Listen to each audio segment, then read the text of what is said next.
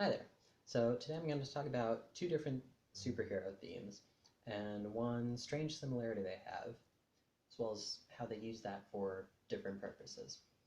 So first I'm going to play the Wonder Woman theme by Hans Zimmer, and apologies that this is not going to sound as fierce as Tina Guo can make it.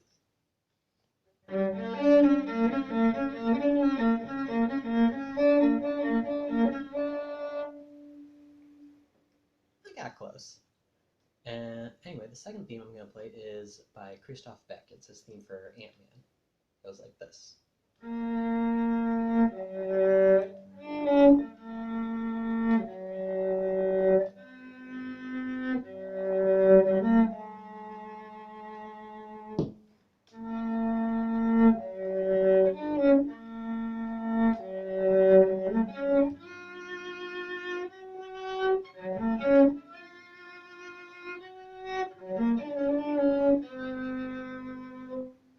Messed up the end, but oh well.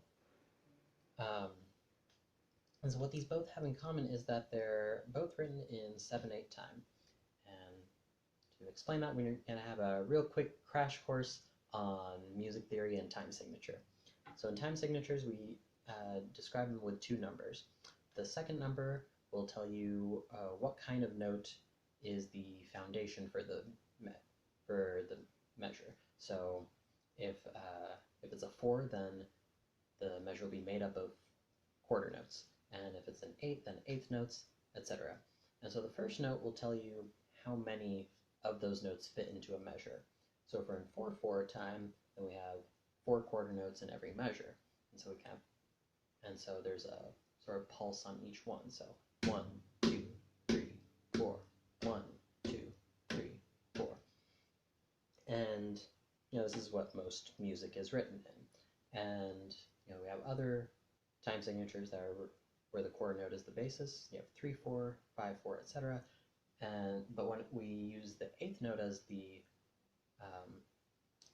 basis, usually we will have to subdivide the number of notes in each measure into smaller groups. So, for example, in 6/8 time, we break those 6 notes into 2 groups of 3. So 1, 2, 3, 4, 5, 6. 1, 2, 3, 4, 5, 6. A good example of this is in My Favorite Things from The Sound of Music. You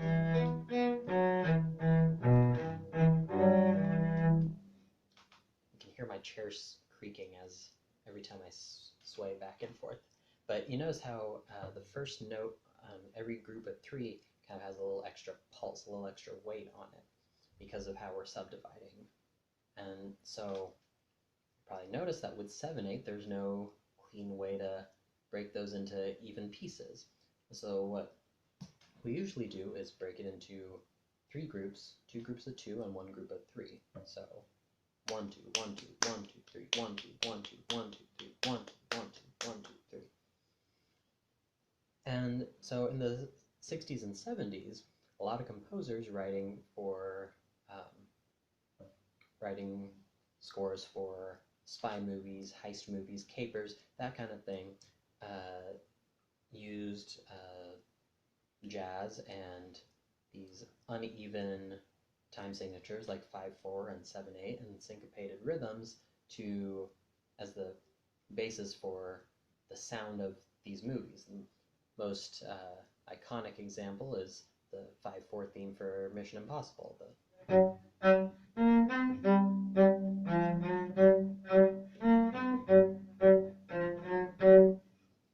And so by having these kind of syncopated rhythms and these odd time signatures, it's able to give it kind of this light and jaunty and kind of off-kilter feel, and music kind of is leaving you off balance because the heroes are kind of sneaking around and trying to stay one step ahead of the bad guys. And so Ant-Man kind of draws on that tradition. Scott Lang is a thief, and so everything he does with the Ant-Man suit is to break in and steal stuff like a spy. And so Beck draws on that tradition to create his theme. And so the theme I played for you earlier is played on top of this ostinato in Song 7/8, where it goes.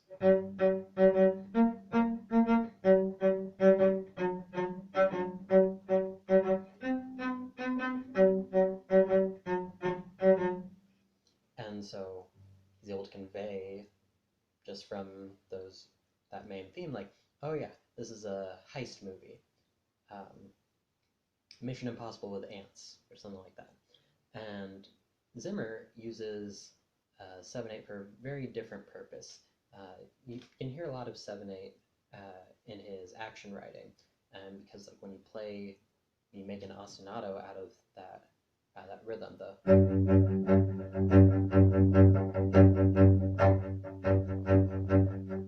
it creates this very propulsive, very driving force, because that extra note in the third group, it throws you off balance. It's depending on how you're hearing it, either it's one more note or one less note than you're expecting, and so he uses that extra note to kind of throw you into the next measure. And so if you listen again to Wonder Woman's theme, you'll hear that that last note kind of pushes you into the next measure.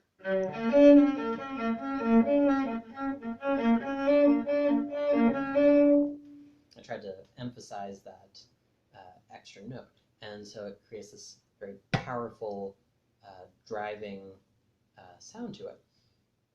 And so this is how two composers are able to use the same fundamental nature of that time signature, that off-balance, uneven division, for very different purposes. And this is also why I think they should make a movie where Ant-Man and Wonder Woman team up. Maybe Wonder Woman needs to shrink down or become really large, or Ant-Man needs the invisible jet. Anyway, so we can have those two different styles kind of clash against each other, and eventually, as they find their commonalities and that time signature and start working together, towards the end we can get some sort of synergistic blend of their themes, which something like this.